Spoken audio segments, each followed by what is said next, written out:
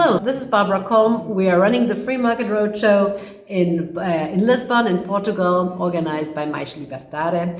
And I have the special privilege to have Professor Margarida Salema de Oliveira Martins with me. Welcome very much, Margarida. Hello. Thank you. How are you? Thank you. Well. Thank you for joining. Margarida is the Associate Professor at the Faculty of Law of the University of Lisbon.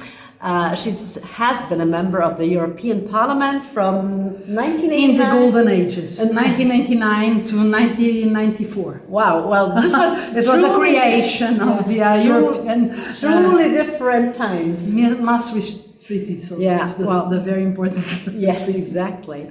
And then you're the president of the Entity for Political Accounts and Financing of the Constitutional Court until 2017, yes, I think. And also you served as an expert on the Committee on the Elimination of Discrimination Against Women of the United Nations, also from 1980 to 1988. Yes. So a variety of jobs. But you know, especially talking and in your talk at the Free Market Roadshow event, you were talking about the Constitution and about the rule of law, about the Lisbon Treaty, yes, and you were there at the Maastricht Treaty. You were yes, you were in the European Parliament. Yes. So, what would be the most important cornerstones on layers of a European constitution, of a European... Now we only have the framework of collaboration, but not a constitution. So what needs to be changed and needs to be done in order to pursue the 4 European freedoms and elevate Europe? Yes, well, we could discuss here the federalist path. Yes. I'm not a federalist. So I prefer that this path of the European Union is a path of small steps, but very steady steps. I mean, as we were talking in our panel before, it is quite difficult to establish exactly if our 27 member states, if they really have as its value the rule of law. Is it established, or do we have any aspects of the 4 issues that we were talking about, which is justice? How is justice going on in our countries? About the fight against corruption, how is corruption being fought in our countries? Is it an European issue? The issue of the media? Are they free? Really? Are the journalists free? Are they manipulated?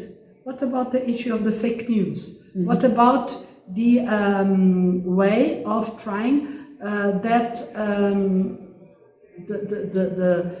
the peoples of our countries, we are going to vote next month, are we having the clear information? What are we going to vote on? We are going to vote on national parties. We are not voting on the European parties. We are voting on what are they proposing for the next legislature? I mean, 24 to 29. Yeah. And then the other part, which I think it's very important, but this is more a kind of issue of investigation, of scientific investigation, which is the issue of the separation of powers, this equilibrium of powers. Do we in our countries, and you as Austrian, have this constitutional court and the creation of one of the first constitutional court in Europe, and the importance and influence of Hans Kelsen in all the constitutional system in most of our countries of the European Union. Well, is it enough? Well, so which checks and balances do you see that we could immediately put in place? I think that we should put immediately in place regulation. Well, I mean, maybe the treaties do not have this legal basis for dealing with some of the issues, because some of the issues are clearly issues of the state members. I mean, as you know, we have these procedures against Hungary and Poland.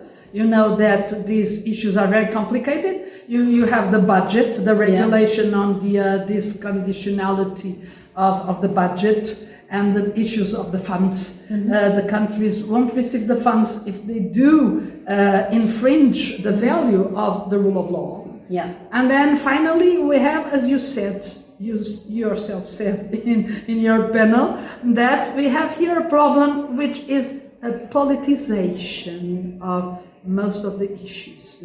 Sometimes in the day-to-day and the daily life, the European Commission and other institutions will proceed in a more politicized way and dealing with the majority of the votes. And this is a problem. So we still have the dangers of the system of an international organization. We don't have the new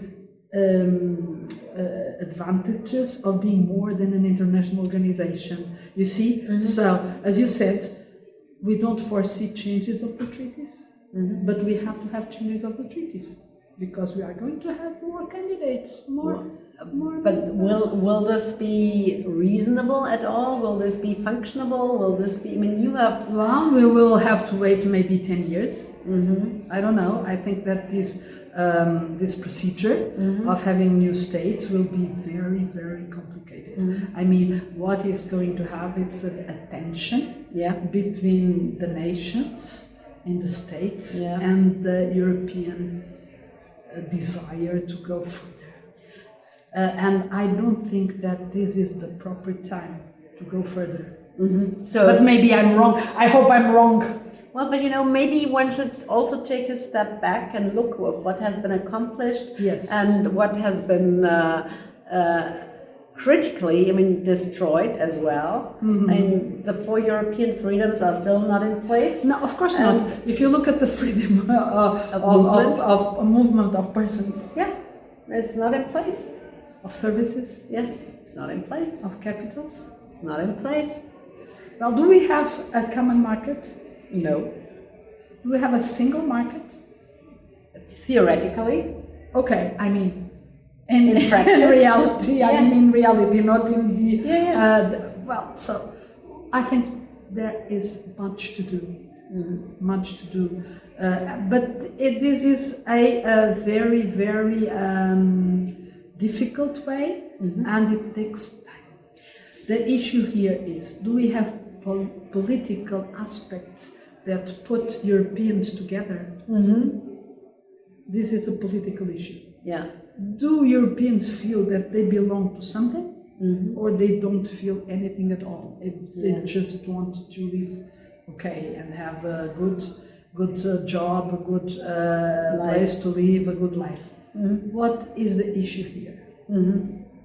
Well, if you were elected again, I'm going not because to travel every week to Brussels for 5 years. But going back through the theoretical, yes. If you were to be re-elected or elected again, I would be very much interested in taking care of workers' rights, of freedom of movement, of persons. Yeah. Okay. Of persons, which is the problem of the migration. I would be very worried about the war, of course. Yeah. We all are. I think, that's a given. I didn't talk about that because I was talking about the rule of law. So I was not talking about the issue of the security and defense of Europe. So, but this is a very important and strong issue. I'm much in favor of supporting Ukraine. I'm much in favor in supporting all these candidates, these countries who want to be like us. This is important. If you are in a club and everybody wants to join to the club, you will think that your club is a good club. Yeah, at least elevated. Yes, that's the problem. What what do you think about the size of the Commission and the size of the Parliament? This will be a problem. The size of the Parliament, when I was at the Parliament, was 518. So Austria was not yet in the European Union. So I thought it was a very... I think there are many members. Now we have 720. Yes, and we will have more. So one of the issues in the enlargement of the European Union will be the problem of the number of the members of the European Parliament, will be the composition of the Commission, and will be the vote in the Council of the One country, one vote. There are people who think that the Council should be divided in two parts. One part would be one country, one vote, and then you would have another upper chamber, yes, that would have another way of voting. Well, we had this conference on the future of the European Union.